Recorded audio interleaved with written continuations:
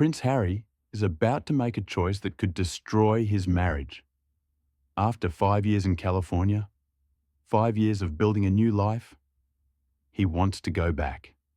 Back to the United Kingdom. Back to the royal family. Back to everything he and Meghan fought so hard to escape. But there's one problem. Meghan Markle has made it crystal clear. She is not going back. Not now. Not ever. And this disagreement, it's tearing them apart. I'm breaking down the royal crisis that has the entire world talking. What's really happening behind closed doors? Let's get into it. January 2025. Multiple sources close to the Sussexes just dropped a bombshell. Prince Harry has been talking about the UK constantly. He's homesick, he misses his family, and he's desperate, absolutely desperate, to fix what's broken. Here's what you need to understand. King Charles, Harry's father, is battling cancer. The clock is ticking, and Harry knows it. In September 2024, Harry had a secret meeting with his dad. Just the two of them, at Clarence House in London. Nobody knew about it until weeks later. And sources say that meeting changed everything. It reminded Harry of what he left behind. His father, his brother, his homeland. The duty that was drilled into him since the day he was born. But here's where things get messy. Meghan wants absolutely nothing to do with any of it. According to insiders who spoke to multiple outlets, Meghan associates the UK with three things: pain, scrutiny, and unfinished business. She's built a whole new life in California. She's comfortable. She's safe. Her kids are growing up in sunshine and privacy. And the idea of going back to Britain, to the place that she says caused her trauma, to the tabloids that destroyed her mental health, it's a hard no. One source put it like this, and I quote, "Meghan is not ready emotionally or psychologically to return to the UK. So you've got Harry pulling one way and Meghan pulling the other. And their marriage, it's caught right in the middle. To really understand why this is so explosive, we need to rewind. Way back. May 19th, 2018. The royal wedding. Harry and Meghan standing in St. George's Chapel. 2 billion people watching around the world. It looked like a fairy tale. A prince and his American actress. Modern, diverse, hopeful. But behind the scenes, cracks were already forming. The British tabloids were vicious. And I mean vicious. They criticized everything about Meghan.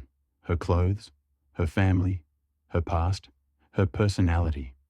They compared her to Kate Middleton in the most cruel ways imaginable.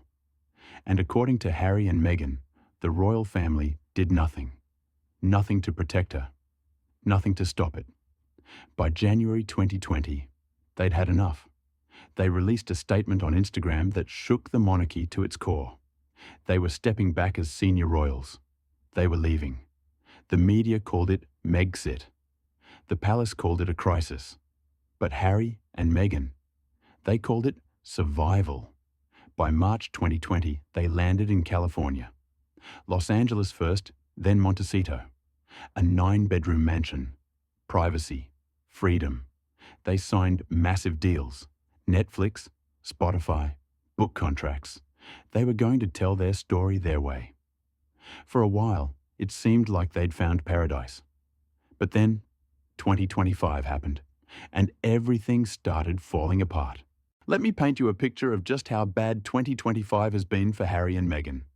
First, their team is collapsing. James Holt, their chief of staff, resigned. He'd been with them for years. Loyal, trusted, gone. Meredith Maines, their head of PR, also quit. That's 2 major players jumping ship in the same year. Then there's Meghan's big Netflix comeback. Her lifestyle show, With Love Meghan. The reviews? Mixed at best. Some people loved it. Others said it felt out of touch. Either way, it didn't get the massive buzz they were hoping for. Meanwhile, Harry's memoir, Spare, has stopped dominating headlines. The shock value wore off. Sales plateaued. And here's the thing that's really driving a wedge between them. Harry keeps going back to the UK, alone. He went for the Well Child Awards. He went for court cases over his security. He went to see his dad. And every single time he goes back, something shifts in him. He sees his old life, his old purpose, the charities that meant everything to him, the military connections he still cherishes. And sources say he comes back to California more conflicted every time. Now, here's the issue that's reportedly causing the biggest fight.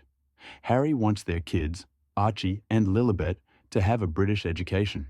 He wants them to know their heritage, to understand what it means to be part of the royal family, to have a connection to their grandfather, the king. Meghan? She thinks that's a terrible idea. She sees it as dragging her children into the same toxic system that nearly destroyed her. And honestly, you can see both sides. Harry's thinking about legacy and duty. Meghan's thinking about protection and mental health. But when your core values don't align on something this fundamental, that's when marriages start to crack. Okay, let's talk about the one thing that could force Harry's hand. Security. When Harry stepped back from royal duties, he lost automatic police protection in the UK. He's been fighting in British courts for years to get it back. And that decision? It's expected any day now. If Harry wins that case, Meghan's biggest practical objection disappears. She's always said, "We can't go back because it's not safe." But if Harry gets that security ruling in his favour, that excuse is gone. And sources say Meghan is terrified of that outcome, because once security is handled, what's her argument? Meanwhile, the royal family has moved on. William and Kate are thriving. Charles is working through his cancer treatment with dignity. The monarchy is functioning just fine without Harry and Meghan. And there's a very clear message being sent: we don't need you anymore. So Harry's stuck in this impossible position. On one side, he's got his wife, the woman he chose, the mother of his children, the person he left everything for. On the other side, he's got his dying father, his estranged brother, his country, his sense of duty. And the worst part? There's no compromise here. You can't be half in California and half in the UK. You can't be half a working royal and half a Netflix producer. Someone is going to lose. The question is, who? Look, this isn't about picking sides. Both Harry and Meghan have valid points. From Harry's perspective, time is running out. His grandmother, Queen Elizabeth, died without them fully reconciling. That haunts him. Now his father has cancer. His brother won't even speak to him. These are blood relationships, family bonds that go back generations. And Harry's thinking, what if I wait too long? What if I lose my chance to fix this? That's heavy. But from Meghan's side, she was suicidal in the UK. She told Oprah she had thoughts of ending her life. The institution didn't protect her. The media destroyed her. And now people are asking her to go back, to subject herself and her children to that same system. Can you blame her for saying no?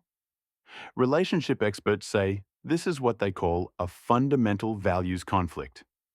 It's not about compromise. It's not about meeting in the middle. It's about two people who want completely different futures. And when that happens in a marriage, something's got to give. So here's what I want to know from you. If you were Prince Harry, what would you do? Would you choose your birth family and return to the UK, knowing it might cost you your marriage? Or would you choose Meghan and the life you built in California, knowing you might never reconcile with your father before it's too late? It's an impossible choice. Drop a comment right now and tell me, are you Team Harry or Team Meghan? And be honest, do you think their marriage can actually survive this? If you want to see what I find out next about their crumbling business empire and why their brand is struggling, that video is coming next. Hit that subscribe button so you don't miss it. Thanks for watching. I'll see you in the next one.